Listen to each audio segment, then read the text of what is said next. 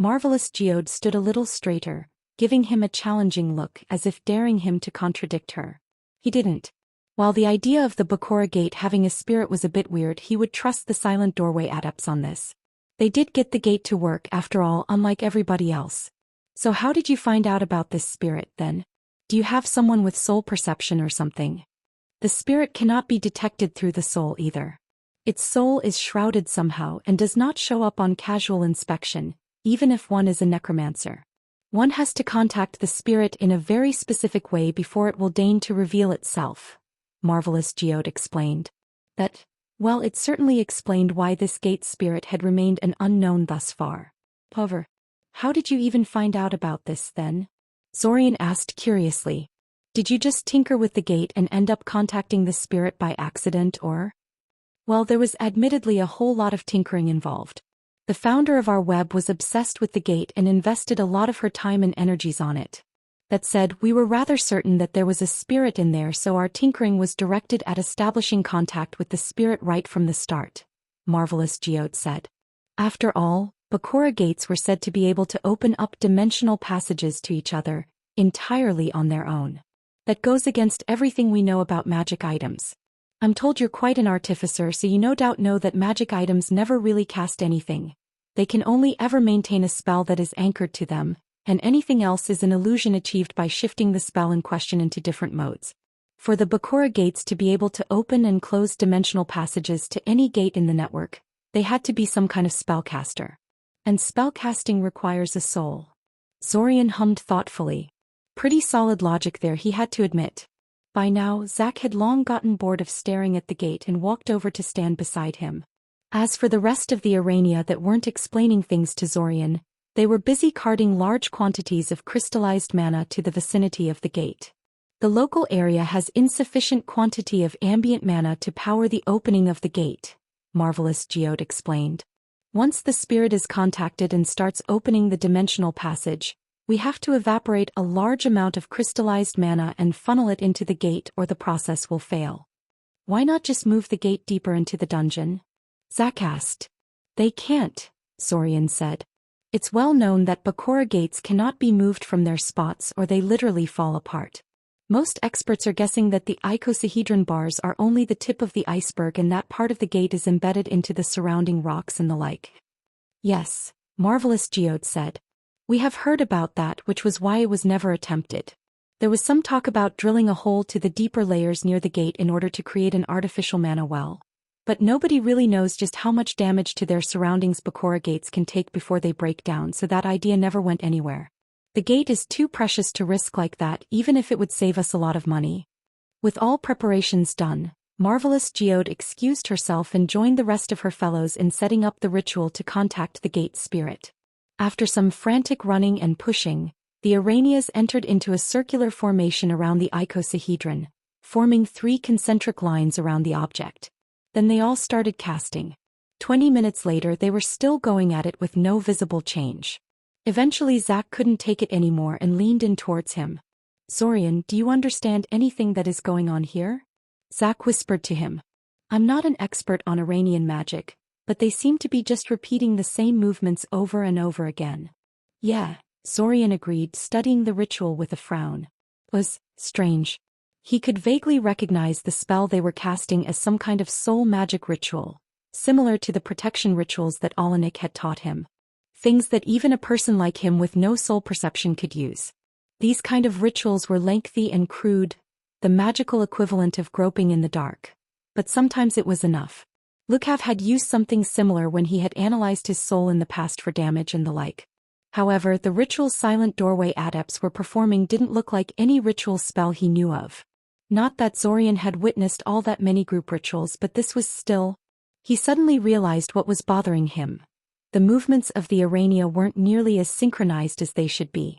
It's not really a group ritual, Zorian whispered back to Zack. They are all performing the same ritual spell independently of one another. And then when they're done they just start over and do it again and again. Zack stared at the 15 Aranias surrounding the gate for a few seconds, before leaning towards Zorian again. Are you saying, Zack asked him incredulously, that they're basically annoying the gate spirit into revealing itself? No. That's not what I was getting at, Sorian replied. I think the ritual they use is flawed and only works when everything aligns just right. But since they don't really know how the gate functions internally, they can't aim for those circumstances specifically. They can just repeat it over and over and hope that it eventually works. Why have 15 of them doing it at once, though? Zack asked. If the circumstances aren't right for one of them, why would it work for the other 14? If you look at them closely, you will see they're not casting the ritual in unison. That's what tipped me off as to what they're doing actually. They've staggered their casting so that they all finish the spell one after another. I think that, in practice, getting the ritual to work is just a matter of very specific timing. By constantly bombarding the gate with contact requests, they make it more likely that one will actually connect. Ah, I see. So the ritual could conceivably be done by one person alone, but they would likely miss many windows of opportunity and take way longer than a group like this, Zack said. Well, this will be very annoying if we want to use this ourselves. Yeah, Sorian agreed unhappily. Not only was the ritual an Iranian creation, meaning Zorian would have to convert it to human-style spellcasting before he could make use of it, but it was also a very inelegant solution that would be a pain to set up for someone other than Silent Doorway adepts. Even if he hired enough mages for this kind of setup to work, he would still have to teach them the spell itself and then train them to stagger their casting correctly. Even then, they would never be as good at it as the Arania, since they didn't have years of practice with the setup like they did. And the Arania were already at it for half an hour and still going, so he shuddered to think how long it would take under less than ideal circumstances. Just how long would this? A flash of bright light in the center of the icosahedron marked the opening of a dimensional gate instead. The Arania immediately stopped their repetition and scrambled throughout the chamber in a sort of organized chaos, evaporating the chunks of crystallized mana and feeding it to the gate mechanism. The spatial doorway steadily grew, eventually stabilizing into a circular hole in the air that led elsewhere. Zorian glanced at his pocket watch. It took the Arania about 40 minutes to open the gate, most of which was spent on contacting the gate spirit. Marvelous Geode scuttled over to them, looking very pleased with herself. The passage is open, she said. Does it always take this long to open? Zack asked. Oh no, this was quite fast by past standards. Sometimes it takes as much as 2 hours before the gate spirit will deign to respond. This is an auspicious omen for this cooperation. Zack and Zorian looked at each other unhappily. 2 hours. You can try going through it if you wish, Marvelous Geode said. Where does it lead anyway? Zorian asked. Sulamnon, not far from the port city of Hitemtep, she said. Eldamar and Sulamnon have been engaged in a trade war for a while now, so trading there is quite profitable. You'd probably get a better return by going to more distant lands though, Zorian noted. Are there distance limitations on Bakura Gate use? In theory no. In practice, getting to very distant lands is impossible for us. In order to connect with another Bakura Gate, we need to first travel to said gate through some other means and contact its own gate spirit. Only after we receive a sort of mental key from the gate spirit can we use our own gate to reach it. So each gate has its own secret password and you need to get it before you can travel there? Zack summarized. It's not very secret. The gate spirit will freely give you its key if you can contact it. But yes, that is essentially correct, the Arania confirmed. Sounds like you could use someone that can freely travel over human territory and access distant Bakura gates, Zorian noted. Well yes. That is the primary thing that our elders hope to gain from this deal, Marvelous Geode said carefully. If you could help us acquire keys to distant gates, this could easily catapult our webs to unbelievable prosperity. Especially if you can secure us a connection to Mycena. There are no Arania there as far as we can tell, so it's pretty much virgin ground for us to settle, an entire continent worth of it. In the end, the two of them did step through the gate and explored the other side a bit. The Silent Doorway adepts were, as it turned out, a territorially discontinuous web, with semi-autonomous colonies established around each of the gates they traveled to on a regular basis.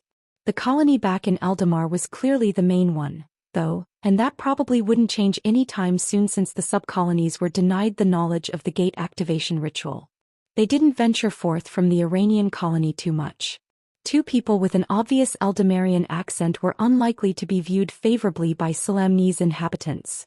The two countries hated each other after all. The moment Zorian returned to Cyoria, he sat down at his work desk, called up a memory of the ritual, vividly preserved in his mind, and set about understanding it and taking it apart. He respected the Iranian achievement and dedication, but there just had to be a better way of doing this. Break. I see, mumbled Zorian to himself, turning the telepathic relay in his hand. The innocuous-looking metal plate was connected to the long chain of telepathic relays that his simulacrum left behind him, like breadcrumbs as it traveled ever further south.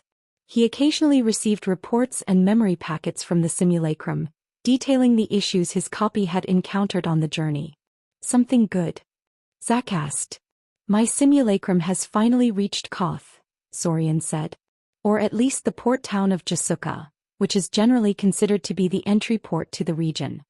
Man, finally, Zack said. The restart is going to end in less than 2 days. I was starting to wonder what was taking him so long. It's not that simple, Zorian protested, feeling compelled to defend his copy.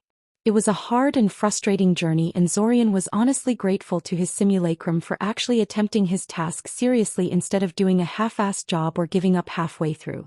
I know, Zack said, waving his hands in a placating gesture. There is no need to get all protective of your precious copy. I'm certainly not going to complain about not having to do anything but wait while your simulacrums do all the work. And the traveling speed is bound to improve as your simulacrums figure out better traveling routes in the future. But you have to admit this is kind of disappointing. Yes, Zorian admitted. Especially since all of my simulacrums get dismissed when we enter black rooms and get cut off from the outside world. We really need to figure out how the Abasins stabilize their gates, or else I'll need to send a simulacrum to Koth at least twice per restart. We could always find a Bakura gate in Koth, send your simulacrum there to open our own gate, and then bring a bunch of silent doorway adepts through it to ask the gate spirit for the password, mused Zack. Then we can just go and use the Iranian gate in future restarts. It's a nice idea, but who knows how long it would take to set up? Zorian asked rhetorically. I don't know if you noticed, but the silent doorway adepts are a rather suspicious bunch. I don't know how quickly we can convince them to cooperate in the future, but... Yeah, now that you mention it, I don't really like the idea, Zack agreed. How is your analysis of their contact ritual going? Zorian's face twisted into a grimace. That bad, huh? Zack asked with a grin. I'll say this. There is a reason why they're still using that stupid method instead of switching to something better. I don't think I'll figure out something better anytime soon, Zorian explained unhappily. You might want to work with them instead of away from them in the future, Zack noted. They're annoying jerks, but I'm sure they're as interested in making the contact ritual better as we are, and they have way more experience with it than you do. I guess you're right, Zorian agreed. I think Dash. He stopped talking when he noticed his simulacrum was trying to contact him again. That was fast. Wonder what that was about. Zack, he eventually asked. Yeah. Zack asked curiously. Do you have anything you should be doing in the near future? I'm bored out of my skull and you know it, he said. Why? The simulacrum says he's in the jungle to the west of Jasuka and that he's found a perfect spot for the gate. He's asking if we want to try opening one right now, explained Zorian. Zack thought about it for a few seconds. Or maybe just pretended to think about it. Zack had a flair for dramatics like that. Why not? He finally said, jumping to his feet. Let's go see Koth. Gate was an amazing spell in Zorian's opinion. Teleport was arguably a more useful piece of magic, despite the range limitations that forced mages to chain teleports if they wanted to cross any appreciable distance. But it just didn't have the same emotional impact that a dimensional gate did. There was just something emotionally satisfying about crossing continental distances in a single step. For example, Zorian had just followed Zack through the dimensional passage he and his simulacrum had opened, and suddenly went from a hastily secured underground room in Eldamar to a steaming verdant jungle in Koth. It was louder than he thought it would be. The sheer cacophony of different sounds was impressive, but he imagined that would get tiresome very fast. You have no idea, his simulacrum grumbled, having read his thoughts. I especially hate that one bird that keeps making sounds reminiscent of a dying man's scream. I really wish that it would shut up already. I even thought of tracking it down so I could kill it, but I can't seem to find it in all the foliage. You'd think something that loud would be trivial to track down, but... Anything special we should keep in mind here? Zorian said, cutting the simulacrum off before he could get going. He knew himself. Once he started complaining, there would be no end of it. Yeah, the wildlife is absolutely terrifying, the simulacrum said. At one point I saw ants the size of my thumb dismembering some kind of jungle cat, and some of the snakes can fly. No wings or anything, they just kind of silently float through the air like they were swimming through water. And that was in the first hour or so. Yeah, I heard the southern jungles make the great northern wilderness look like a playground, Zack said, picking up a dried branch off the jungle floor and taking a few experimental swings with it. Not sure how much of that is true and how much of it is just southerners trying to make themselves look tough, but there's probably some truth to it. If nothing else, these jungles should be more unpredictable than our forests, since the wildlife is more diverse here. I was also told by the natives that foreigners often get sick not long after coming here, the simulacrum said. It's not a single disease either. There's a whole bunch of things you could contract here. Most of them aren't lethal, but they can leave you bedridden for weeks. Not a problem for a simulacrum like me, but you're going to have to stock up on cures before you start wandering around the region. Great, Saurian clacked his tongue unhappily. Another thing to worry about. Hey, Zack said suddenly. Don't get mad at me, but didn't you say your eldest brother is active around here? Yes. Saurian said, drawing the word out unnecessarily. What's that got to do with anything? Well, Zack began carefully, I know you don't like him, but we're kind of total strangers here. We don't know the language, we don't know the culture, and we don't know how to navigate the local authorities. Your brother, on the other hand, probably does. And he probably has existing contacts all over the place that he could refer us to. Saurian made a really sour face at that. Yeah, he could see the logic in that. Especially since they were on a treasure hunt and his brother was, well, a treasure hunter. He probably could help. And, as much as Saurian hated to admit it, probably would be willing to help. But he so didn't want to ask Diamond for help. We don't have time for that right now, Saurian said curtly. The restart is ending soon. Zack chuckled in amusement. But you agree that we should see him? Zack asked, face full of mirth. I didn't think it would be that easy. It's a matter of survival, Saurian's simulacrum grumbled. We can't let our personal grudges get in the way of that. In the grand scheme of things, this is nothing. Well put, simulacrum number 2. Well put. That's good, Zack said. You know, I'm really looking forward to meeting the guy. Maybe punch him in the face if he's as bad as you obviously think he is. Saurian and his simulacrum shared an exasperated look between themselves. Still, he couldn't deny that a part of him was interested in seeing how a meeting between Zack and Diamond would go. He hoped that Diamond still had that competitive streak and challenged Zack to a sparring match or something.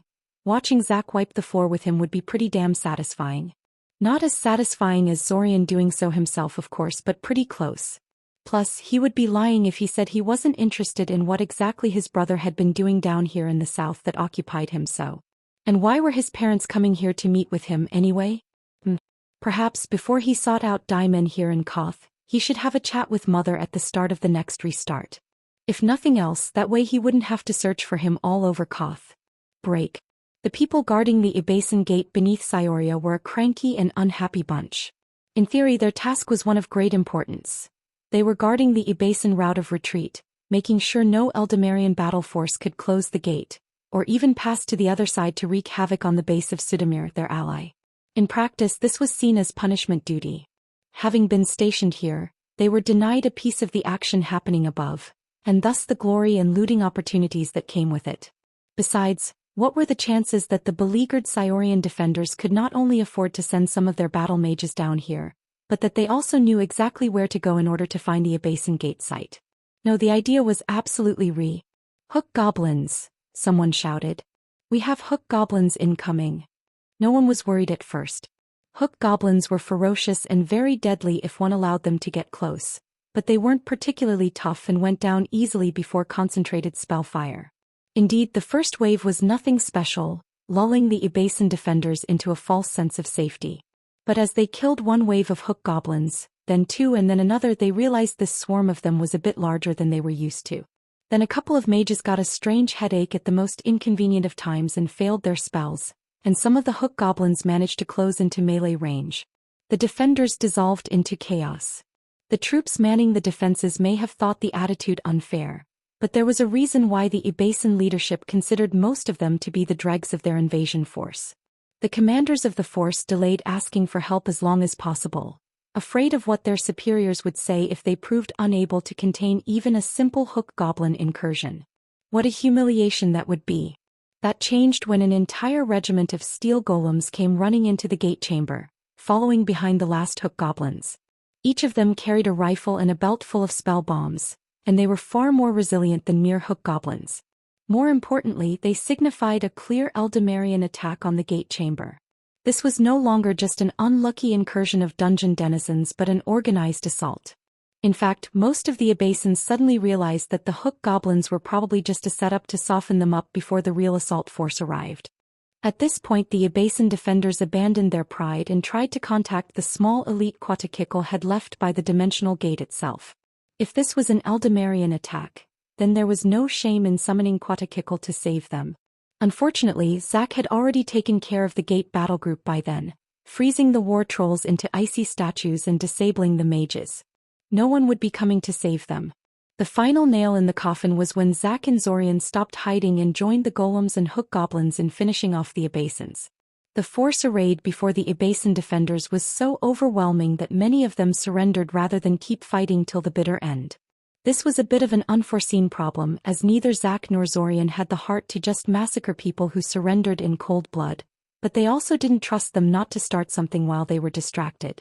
After some heated discussion, they ended up solving that by using sleeping gas bombs on them until they were all knocked unconscious. They were just finished with that when a small metal plate hanging off Zorian's hip suddenly shook and Alanik's voice emanated from it, faint but crisp and perfectly audible. "This is Alanik, code Thero 874. You should be done by now. Is the chamber clear?"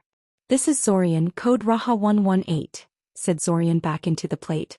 He personally thought it was kind of unnecessary, but Alanik insisted that these codes were used every time they made contact with one another through the communication plate.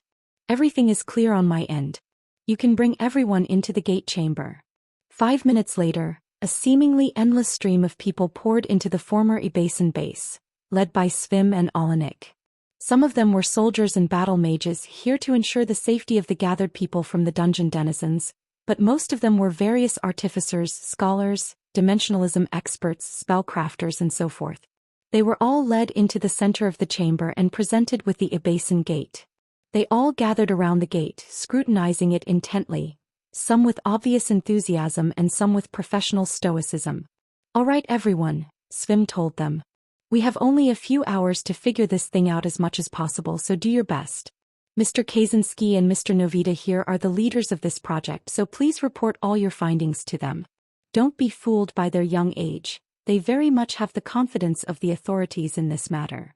And thus, almost 100 respected experts gathered from all over Eldamar set about studying the Abasin Gate and how it could be recreated. Chapter 066. Marred Perfection. For nearly 6 years now, Zorian had been living in this endlessly repeating month. It felt longer, to be honest.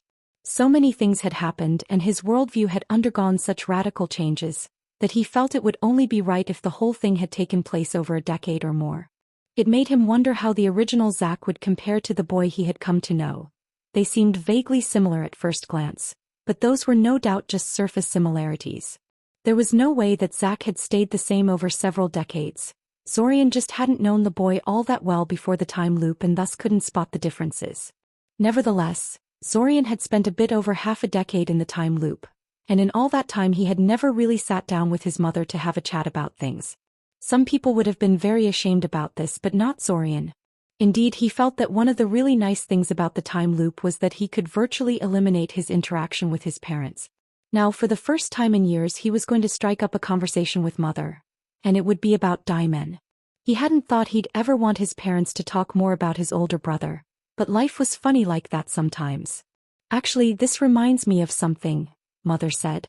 "Your father and I are going to Koth to visit Daimen." "Oh good." He'd been waiting for her to mention their trip to Koth. Thankfully, this wasn't something he had to steer the conversation to. Despite her choice of words, the topic was clearly at the forefront of her mind. She found a way to bring it up in every single restart. "Well, that's a little sudden," Zorian commented lightly. What brought this up? If his mother was surprised by him showing actual interest in family matters, she didn't show it. It's only proper for us to visit Daimen from time to time, she said in a lecturing tone. It has been nearly a year since we've last seen each other. Family ties are important. Aha, Sorian said in a patronizing tone. Wouldn't it make more sense for Daimen to visit you instead? Seems that would be way easier than you traveling all the way to Koth. Well, she said, pausing a little. You're probably right about that. But you know how driven Daimen is. He's been really fired up about whatever he's been looking for. There is no way he'd take a break right now, not even to visit his family. I see, said Sorian. The old, bitter part of him knew that they would never have been so understanding if he had tried to do the same. No, had he ignored his family for nearly a year, missing all the family dinners and such, he would have never heard the end of it. But that wasn't helpful right now, so he pushed such thoughts away and focused on something else. Since he won't come to you, you'll come to him. Fair enough. Although if this is a family meeting, how come you aren't making the rest of us take the trip with you? It's not much of a family reunion if more than half of it isn't even there. How do you know we aren't making you come with us? She asked curiously. Sorian paused for a moment. Crap, she hadn't actually mentioned that part yet, did she? Well, this was pretty easy to salvage. What, you're going to stop me from going to the academy at the very last moment? Sorian asked her with a raised eyebrow. Or Fortov. Or drag Kiriel around a completely alien country where she is liable to pick up 10 different exotic diseases in a matter of days. Actually, it's good that you've reminded me about Kiriel Dash, she began, only for him to cut her off almost immediately. I'll do it, he said. She blinked in surprise, momentarily stunned into silence. I beg your pardon, she asked. You wanted to ask me if I would take Kiriel with me to Syoria, right? Sorian guessed. I imagine this was why you even brought this topic up in the first place. I'll do it. I'll take her with me to Syoria. Yes. Kiriel yelled, cunningly hidden just out of sight so she could eavesdrop on their conversation. Sorian rolled his eyes at her outburst, and even Mother felt the need to direct an exasperated look in Kiriel's direction. Not that the little imp saw it. She was still hiding and pretending she wasn't spying on them. That was surprisingly easy, Mother commented, shifting her attention back to him. I know Kiriel has been a little difficult lately. I'm glad you can see beyond that. Yes, well, now that we've gotten that out of the way, we can go back to discussing your actual reasons for rushing to Koth so suddenly, Sorian said. Mother gave him an appraising look. Why do you care about this so much? She asked. Not that I'm complaining about you taking interest in family matters. In fact, I think it's a positive thing. However, you can't deny that this is somewhat unlike you. And you can't deny this trip is somewhat unusual, Sorian immediately shot back. You're leaving Kiriel in my hands for at least 2 months and probably more, which you probably don't like at all. I'm sure you'll do fine, she interjected. And you're leaving your company without proper leadership in the middle of the summer, which I'm sure is driving Father more than a little crazy, finished Sorian, ignoring her comment. It wasn't that their business couldn't survive without them for a few months. The company his parents had built was long past the phase where they needed to get personally involved in every little detail or business deal. So long as no crisis popped up, they could easily leave the whole thing to their subordinates for a couple of months. But what if there was a crisis? There was no way his parents were not thinking about this and worrying. Especially Father, who seemed to think most of his workers were either lazy or incompetent. That is, if Sorian had interpreted his father's random grumbling correctly over the years. Your father has indeed been a little hesitant to leave the company to its own devices for so long, Mother admitted. But it's... She hesitated, visibly considering whether to tell him the truth or not. Not for the first time, Sorian wondered if he should just use his mental powers and read her thoughts. He really didn't want to. Even though they didn't get along very well, there was just something very amoral about intruding on his mother's thoughts like that. It's what? He asked slowly. You're very pushy today, she remarked, an unhappy frown on her face. You keep criticizing me for not thinking about the family and our reputation, Sorian said, not able to keep a flash of annoyance out of his voice. Yet now that you clearly have some kind of family emergency on your hands, you are keeping me in the dark about it. I think I have the right to be a little rude. It's not a family emergency, she said, rubbing her forehead in frustration. Not like you're thinking anyway. It's just... She sighed deeply and heavily, like she was carrying some kind of great weight on her shoulders. Can you cast some of those privacy wards that prevent sound from leaving the area? This is not something that I want Kiriel to hear. Zorian nodded and promptly erected a 2-layer barrier. One to block out sound from leaving the room and the other to prevent anyone from stepping foot in it without exerting a considerable amount of physical force. Just in case Kiriel decided to be a bit bolder than usual. It's done, Zorian told Mother. Now what's this about? Daimen is getting married, she finally admitted. Zorian stared at her for a second, trying to process that. What? That was the big secret? Okay, so he could understand why his parents would consider this to be big news. However, he expected them to be, well, happier about it. The way Mother behaved, he would have thought that somebody had died, not that a wedding had been announced. I don't understand, Zorian admitted after a few seconds. Why is this such a bad thing? If I remember correctly, you even made some pointed noises to him that he wasn't that young anymore and that he should think about settling down. Is there something wrong with the fiancé? The girl is fine, Mother sighed. She's from a powerful family of mages that are movers and shakers in their state. She's basically local nobility. So he's marrying into nobility then? Zorian asked. Funny, I would have expected you to be ecstatic about that. Mother gave him a rather unamused look. No? You don't like the fact that he's marrying into nobility? Zorian asked, baffled. He honestly didn't understand why Mother disapproved of this so much. This sounded like something she'd be thrilled about. It isn't a good thing that she's local nobility. That only makes things worse, Mother explained. Bad enough that he wants to marry some distant foreigner when there are so many perfectly good local girls he could go for. Daughters of influential families that would be happy to forge ties with us in exchange for getting a genius mage of his caliber into their fold. But never mind that. I could stomach this if this was just random girl he picked up in Koth and brought home. But this girl, she's practically a princess. There is absolutely no way she would agree to move here to Altazia with Daimen. Instead, it will be him staying in Koth with her. Ah, Zorian said, finally understanding what the issue was. If Daimen married this girl and remained permanently in Koth, his parents would gain nothing from this.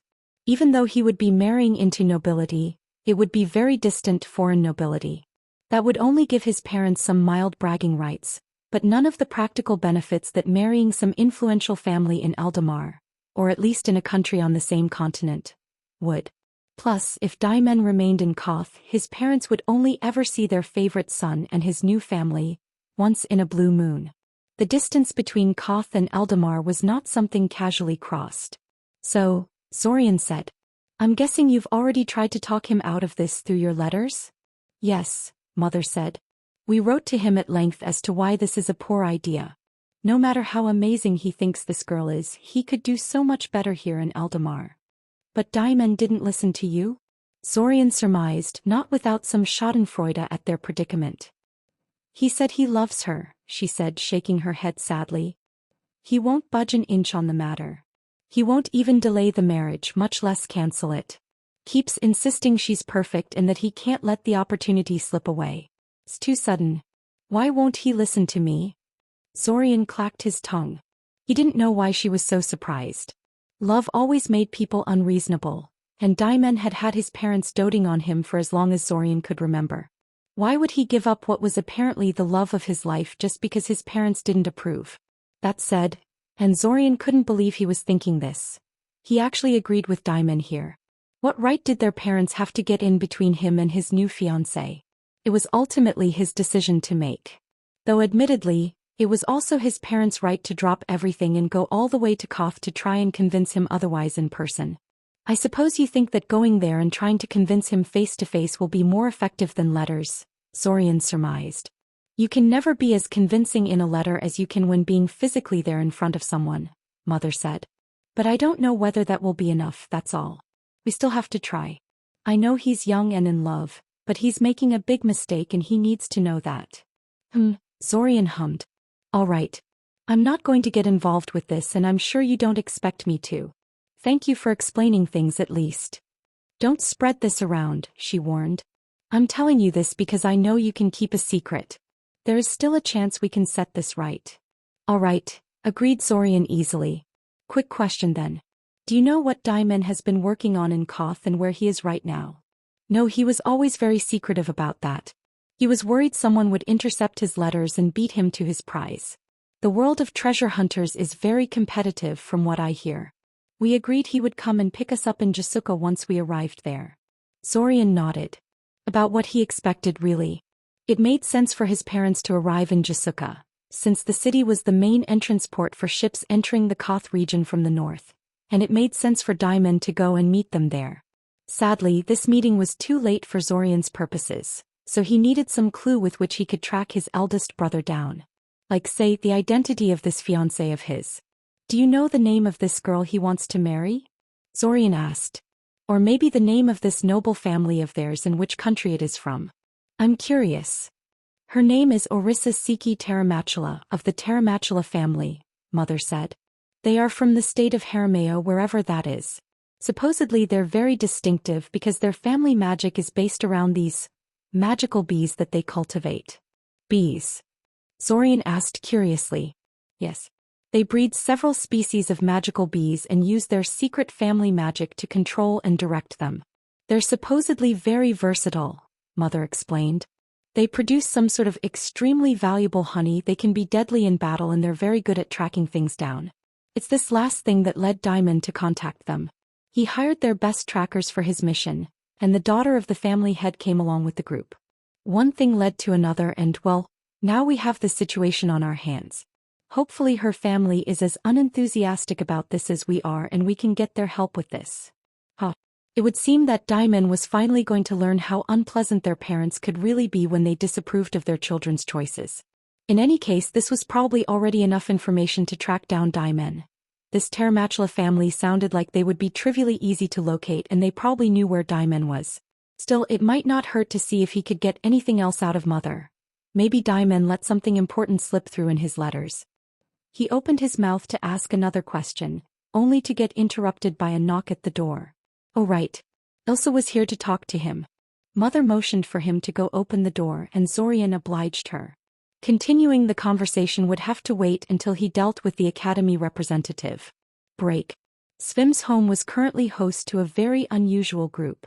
Zorian, Zack, Svim, Olenik, Kale and Taven were all gathered in Svim's living room, poring over the various documents Zack and Zorian had collected over the restarts.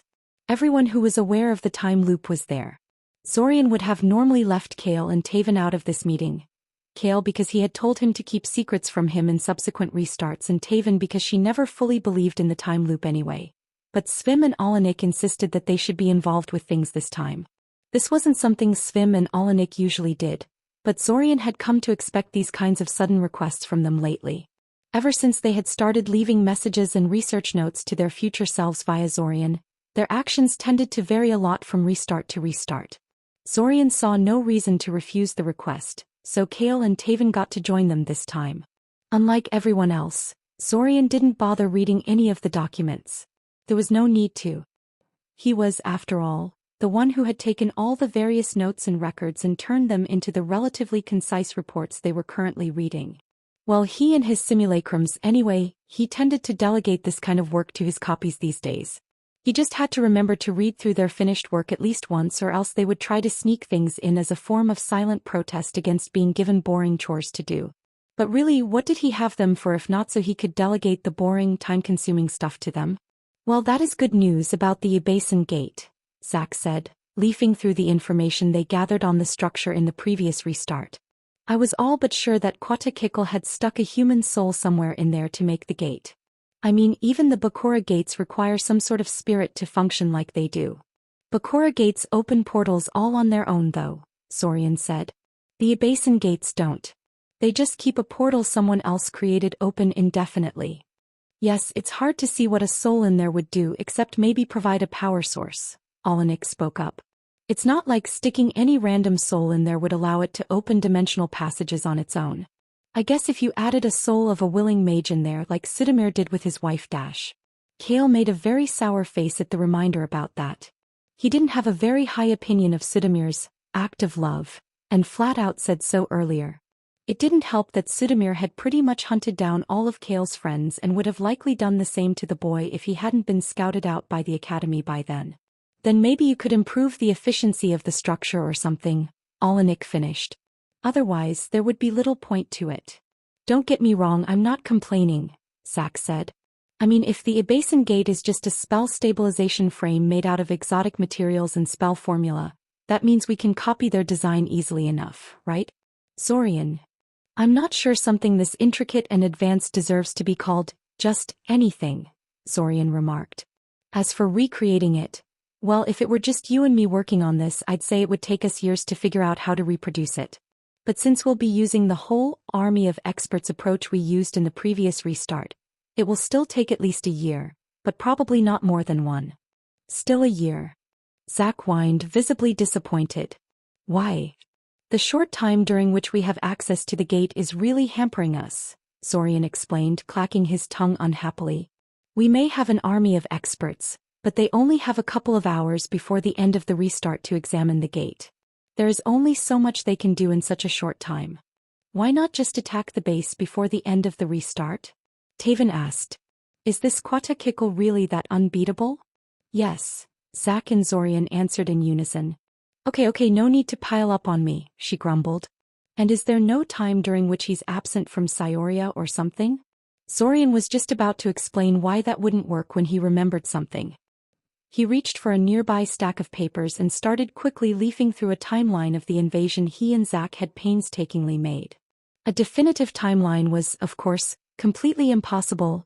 Things changed often depending on what Zack and Zorian did in any particular restart. However, certain things seemed very resistant to change, and virtually always happened on schedule if they didn't specifically try to disrupt them. He was sure he remembered something about, here, Zorian said triumphantly, pointing at one of the paragraphs. At the beginning of the third week of the restart, Quatakikl has a tendency to return to Ulquinabesa and stay there for 3 whole days. So long as we don't disrupt the invasion too badly until then, he's likely to do just that in this restart too. Then, if we manage to seize the Ebasin base at the very start of this period, we will have 3 whole days to study the gate without interruption. That's a big if, Zack pointed out. You're talking about attacking the base while it's fully staffed and defended. Trust me, that's very different than taking out those bunch of incompetents that loiter around the base during the invasion itself. And you're talking about doing it without giving them enough time to raise the alarm and summon Quatakikl back. Or get reinforcements from Sudamir's mansion for that matter. Yeah, said Zorian thoughtfully. Alanik's soldiers alone aren't going to cut it this time. We're going to need to hire Iranian mercenaries if this is ever going to work. I'm pretty sure I can find a web that would be interested if we offer enough payment. And Sudamir? Alanik asked. Oh, that one is easy, Zorian said.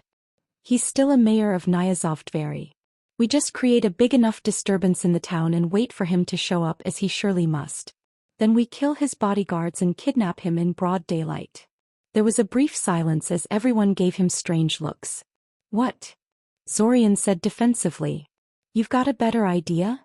You've become a scary person, Zorian, Taven remarked. Why kidnap? Alanik asked. Why not just assassinate him? He cryptically hinted that he was very hard to kill when I spoke to him, Zorian said. I don't know what magic he used for that, but it's possible that just killing him wouldn't work. So I figured it was safer to just put him to sleep and keep him that way for as long as necessary. Well, I at least approve of this course of action, Alanik said. If nothing else, this will give me a chance to interrogate Sudamir once he has been captured. I know we've never really done that properly in any of the past restarts. Yeah, it was never really a priority, and the man's plans were all pretty crazy anyway, Zorian shrugged. Crazy or not, he clearly had plenty of talent in magic, Kale said. You shouldn't just limit yourself to questioning him about his crimes and links to Ulquinabesa. You should interrogate him for everything he knows about necromancy and other magic as well. Unsurprisingly, this made him the new target of everyone's strange looks, much like Zorian had been earlier. Look, Kale said, trying to sound calm. I probably hate this monster more than anyone in this room. Chances are that a portion of his knowledge comes from the very people I knew. People he killed and, in all probability, whose souls he interrogated for secrets. Magical and otherwise. But that's precisely why you should do the same to him. He struggled for a moment to find the right word. Just, Alanik offered quietly. Appropriate, Kale corrected. It's appropriate for him to suffer a similar fate. Fitting. It took another 2 hours for them to create a basic outline for a plan of attack on the Abasan base. The biggest surprise to Zorian was that Taven wanted to participate in the fighting. Specifically, she wanted to join the soldiers and battle mages that Alanik would be mustering for the operation. Alanik provisionally agreed to this, though he told her he would throw her out of the battle group immediately if she proved incapable of following the chain of command. The tiny flinch she did after hearing that told Zorian that she'd likely had problems with that in the past, but she agreed with his condition anyway. In the end, the meeting was dismissed and everyone went their own way, except for Zorian, who stayed behind to talk to Svim about something. So, Svim began. "We're alone, Mr. Kaczynski. What is it that you wanted to talk to me about that you didn't want the others to overhear?" "First," Zorian said, taking out a notebook out of his jacket pocket, "take a look at this."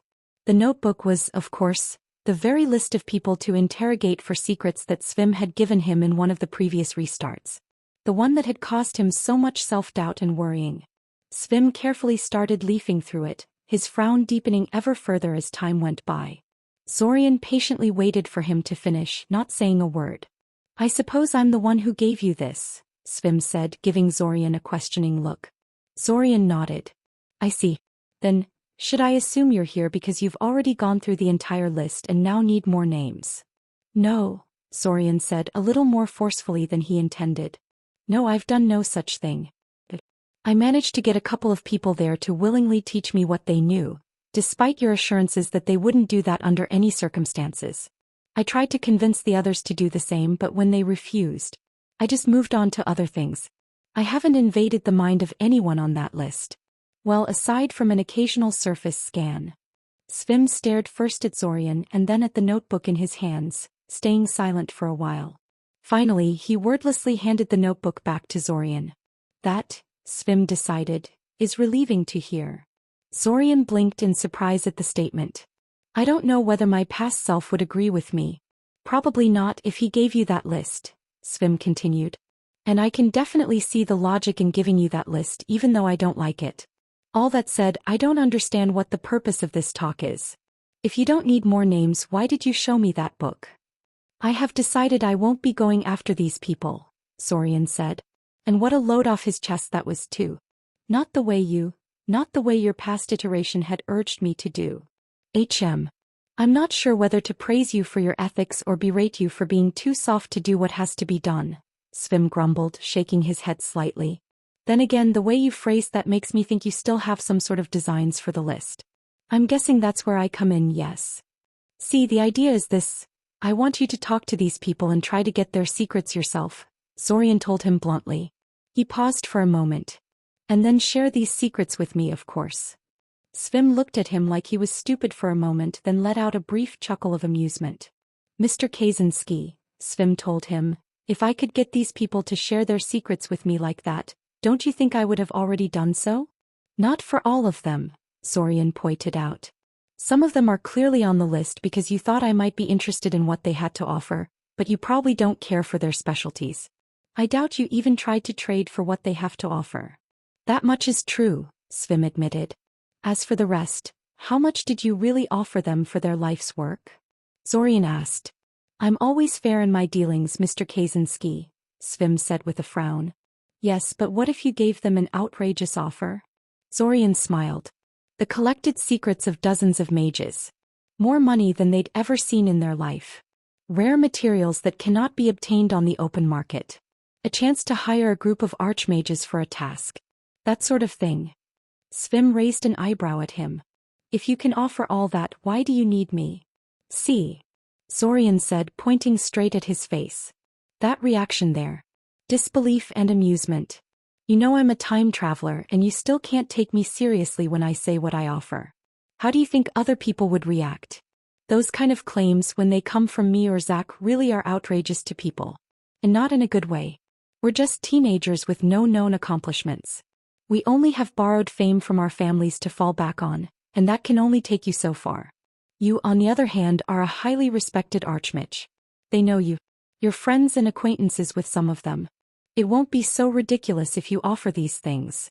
"It will still sound rather ridiculous," Svim pointed out. "People will think I've gone mad. Well, more than they already do anyway." Don't worry, your reputation will be restored at the end of every restart, Sorian told him. How very comforting, Svim deadpanned. They were both silent for a while as Svim considered the idea. There is some merit to it, Svim eventually admitted. Some of these people. I don't think there is anything I could offer them to share their findings with me. Most, though, probably have their price if one were willing to go high enough and the offer looked credible. And on that note, are you sure you can really deliver what you offer? Take money, for example.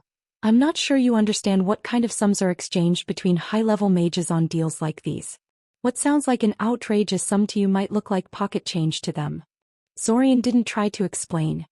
He simply reached into his pocket and handed Svim a bank check he had made for the occasion. Svim glanced at it and immediately raised his eyebrows at the sum written on the piece of paper. That's a lot of zeros, Svim said after a short pause. No, Mr. Chow, Sorian said with a toothy smile. That is just pocket change. Break.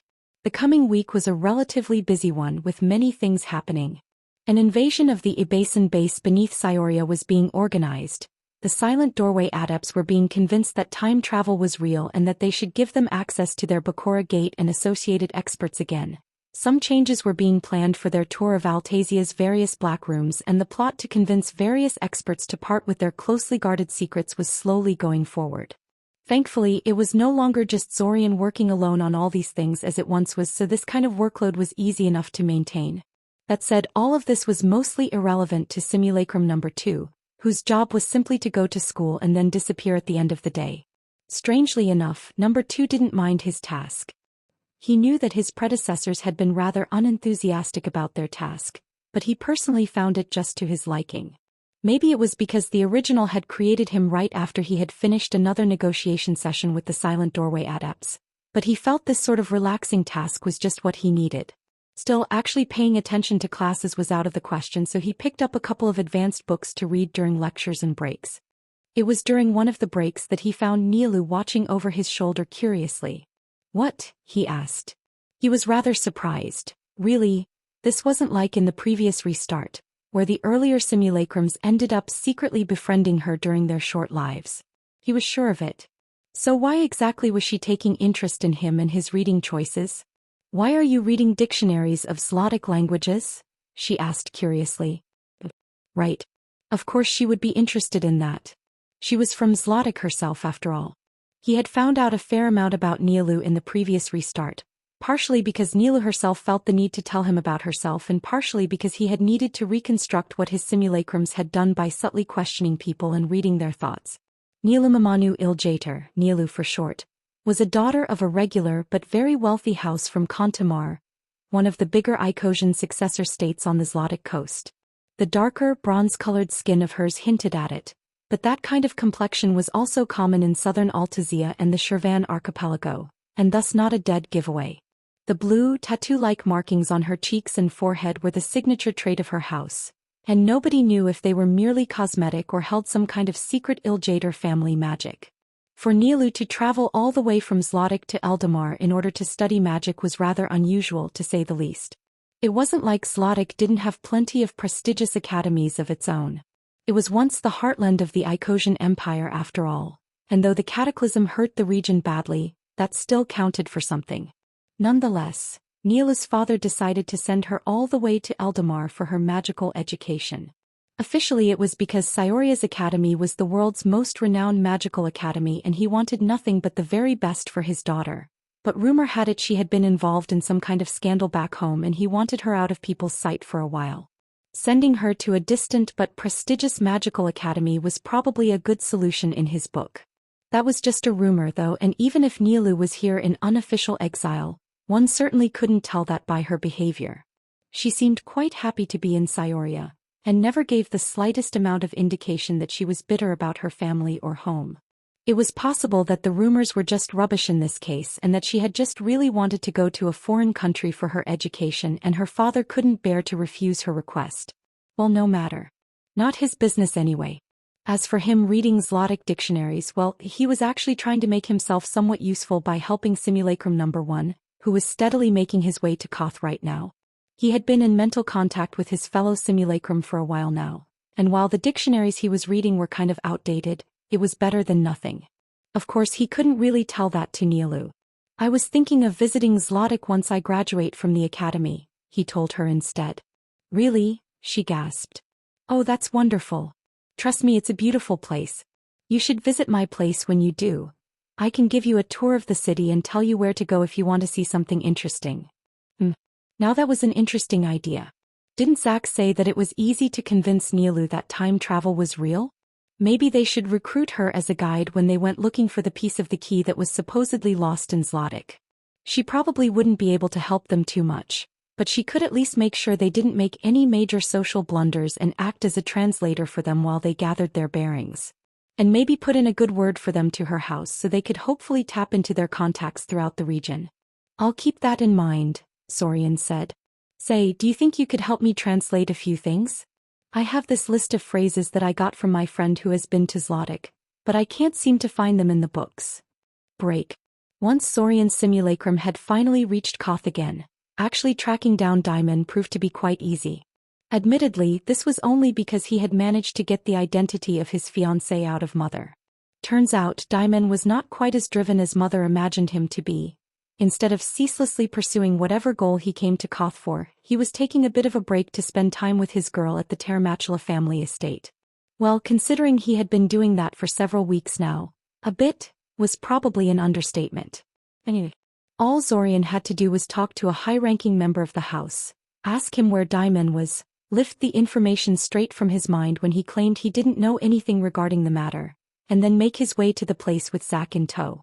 Thus it was that the two of them found themselves waiting in front of the entrance to the Termachula estate, stubbornly insisting that they wanted to talk to Daimon and ignoring the guards who were equally stubborn in claiming they'd never seen the man in their life.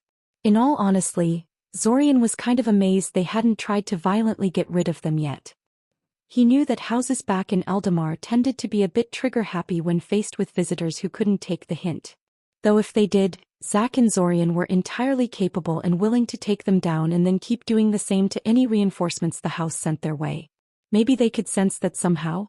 Eventually, a rather severe-looking middle-aged woman in white and orange clothing arrived to see what the disturbance was. She said her name was Ilana, but she made no mention of what her position in the house was and what sort of authority she was wielding. You say you are Damon's younger brother? She asked with an arched eyebrow. Ilana actually spoke grammatically perfect Icosian, unlike most people they found in Koth, though her accent was pretty thick. Yes, Zorian Kaczynski. You can show him this as proof, said Zorian, handing her a rolled-up painting that he had shamelessly stolen from Damon's room back in Siren. The painting depicted 3 female students from Damon's year at the academy, scantily dressed and posing suggestively. He had supposedly gotten that painting as a gift from the girls in question, and always kept it displayed prominently in his room, ignoring Mother's objection that it was obscene. The woman slowly and dramatically unfurled the painting, stoically scrutinized the contents with a raised eyebrow, and then gave him a mildly amused look. I see, she said. If nothing else, you seem to have a similar sense of humor as he does. I'll be sure to show this to him. I'm sure there is an interesting story behind it. Oh, absolutely, Zorian said with a sunny grin. I'm sure he'd love to tell you all about it. About 15 minutes later, Ilana returned with Daimon in tow. It had been a while since Zorian had last seen his brother, but he hadn't changed much in the meantime. He was still the same tall, handsome guy with a muscular, athletic build and a confident swagger. Zorian would recognize him just about anywhere.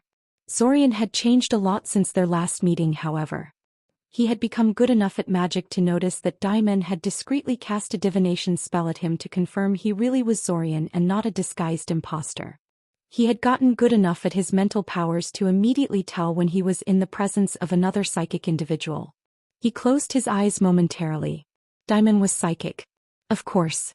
The one thing that Zorian was somewhat special at, and Daimon had to have it too. To tell the truth, though, he had somewhat been expecting it. It would certainly explain where that incredible social sense and persuasiveness of his had come from. Even as a child, Daimon could wade through social situations that even adult men would struggle at. How good was Daimon at controlling his gift, though? Zorian felt an urge to send a telepathic probe at him to check, but restrained himself. Maybe later. The situation was still a little tense right now, no sense in making himself even more suspicious. Also, If Daimen was open and had some measure of control over it, then he should have very much noticed that Zorian was like him. Why hadn't he said anything to him or his parents? Yeah, he definitely needed to confront him about this at some point. Zorian, Daimen said. Is that really you? Who else could I be? Zorian shot back. I know we haven't seen each other in a while, but have you really forgotten what your little brother looked like already? Daimen laughed awkwardly. No, of course not. It's just that this is very unexpected. Shouldn't you be in school or something? I should, Zorian admitted. But I decided to take a trip to Koth instead. Then I remembered you're already here and thought it would only be polite to drop by and say hi. Uh-huh, Daimen said. He gave him a measuring look. Tell me honestly, are you here on our parents' behalf? No, Zorian said, shaking his head. So you're not going to try and get in between me and Orisa? He asked. No, why would I? Said Zorian.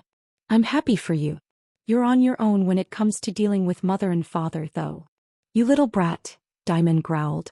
Then why the hell did you pick that of all things as your proof of identity, It was a lovely painting, Ulana commented stoically beside him. You must have been very popular in your school days, Mr. Kaczynski. Daimen ignored her comment in favor of focusing on Zorian.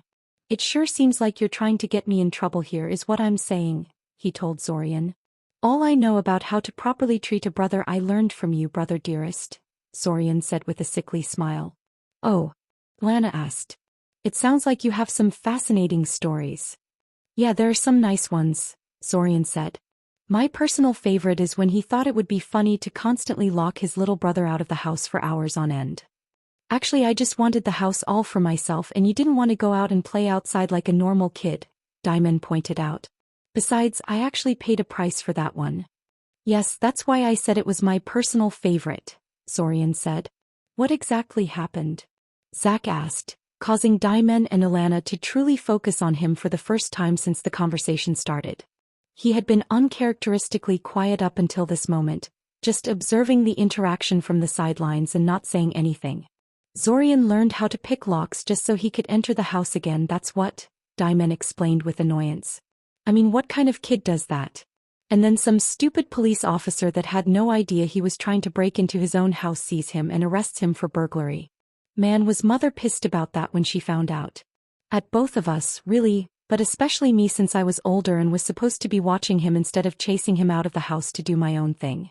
Perfectly understandable, Ulana commented. Yeah, I was a bit of a brat as a kid, Daimen said dismissively. Who wasn't?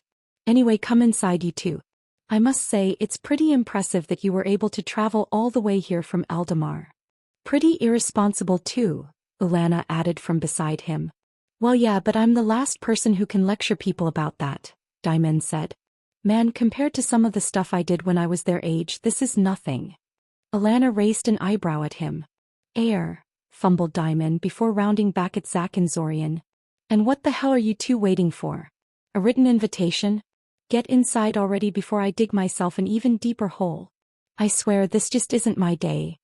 With that, Daimen turned towards the actual building of the estate and marched towards it, trusting them to follow after him. With a careless shrug and a smile at a job well done, Zorian followed after him.